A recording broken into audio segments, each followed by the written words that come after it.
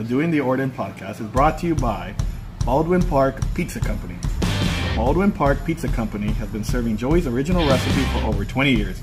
It's voted #1 pizza in San Gabriel Valley 6 years running. Come visit or get delivery.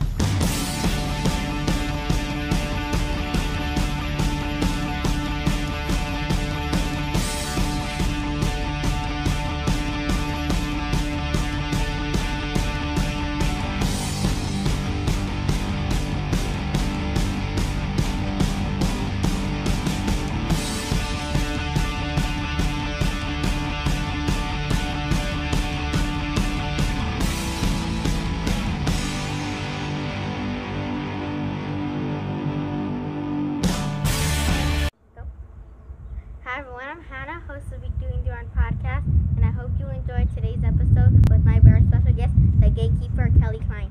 Now please like, comment, and subscribe. Now, without further ado, let's get into the podcast.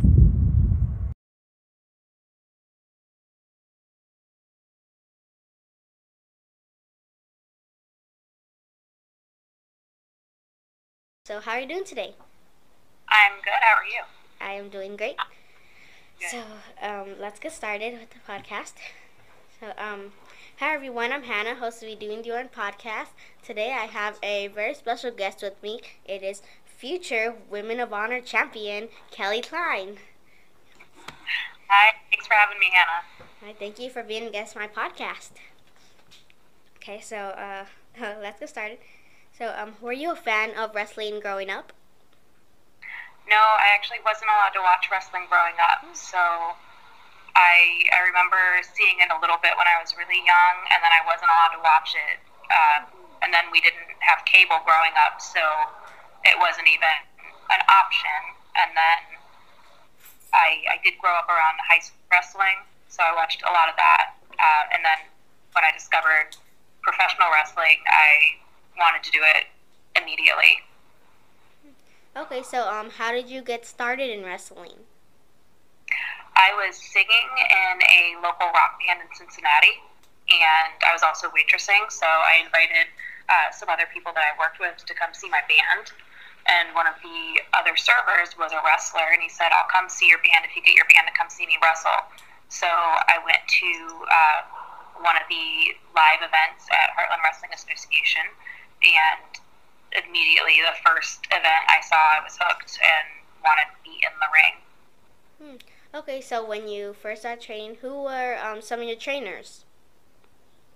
I started training at Heartland Wrestling Association, which had been Les Thatcher's training school. So at the time, he was selling it to one of his students.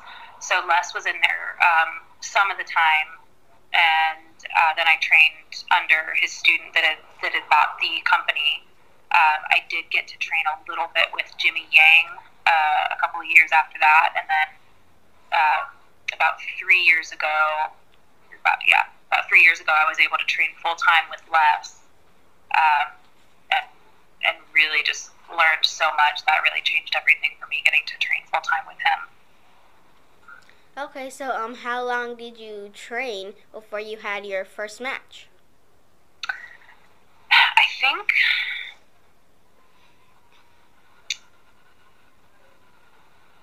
I don't really remember.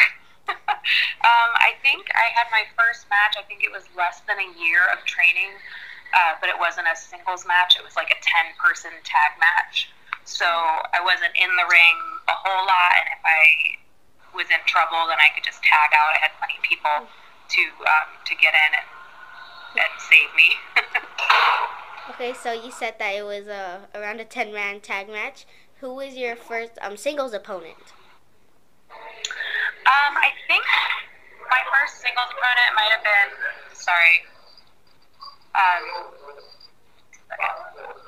I think my first singles opponent might have been Heather Owens, and then, it's really loud in here. I'm pretty sure my first singles opponent was Heather Owens. I'm almost positive. He was in, she's out of Ohio as well. Okay, so how did that match go? It I mean, it went all right. We had trained together, so we were familiar with each other, and kind of, I think that helped just kind of like the comfort and trust level in that situation. Okay, so do you have a favorite opponent to wrestle? One of my favorites is Kennedy Brink, and she's a lot of fun because I think we both have sort of similar styles, similar sort of wrestling and training philosophies. So, she's somebody that's very competitive and very driven and hard-hitting. So I can just kind of really let loose and go for it with her. And then some of my favorite matches, I really enjoyed working with ODB. And there's a lot that have been a lot of fun. I love working with Sumi Sakai. She's awesome, and she's got just so much experience and a really great background and really great training and work ethic. So she's definitely another favorite for me. Okay, so you are in the Women of Honor tournament. How is that experience being in that tournament? How is that? I'm sorry, I didn't hear that question. Oh, I'm sorry. How is the experience being in the Women of Honor tournament? It's been a lot of fun. It's really been interesting to see all of the women that kind of made the final 16, and just to kind of look and sort of guess. I know a lot of the fans have been trying to guess kind of what matchups might take place. So the same for me, kind of looking and seeing who I might get to face. And there are a lot of really awesome choices. So no matter kind of what happens, I think there are going to be a lot of really great matches. Okay, so I wish you luck in your upcoming matches for the Women of Honor tournament. Can you repeat that? Oh, I'm sorry. I wish you luck in the Women of Honor tournament. Thank you so much. Okay, so do you happen to have like a dream opponent? Well, probably a few.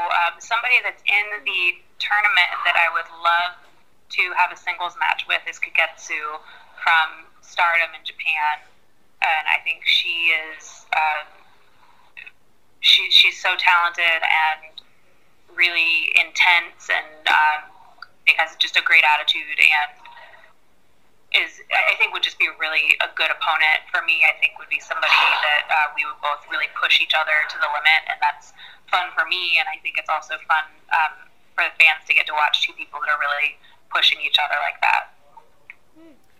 Okay, so we're kind of getting to the end of the little podcast here. Do you have any upcoming shows? Yeah, so I've actually got, let's see, I think the next big thing is going to be in New Orleans for Ring of Honor. April 7th, we've got a super card, and we're going to be wrapping up the tournament.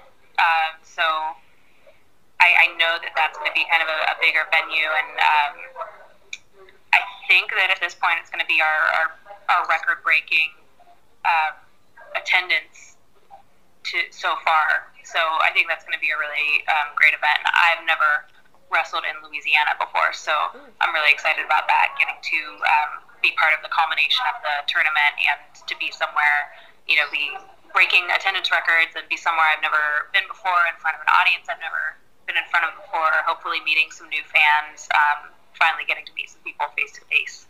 So I'm very excited about that.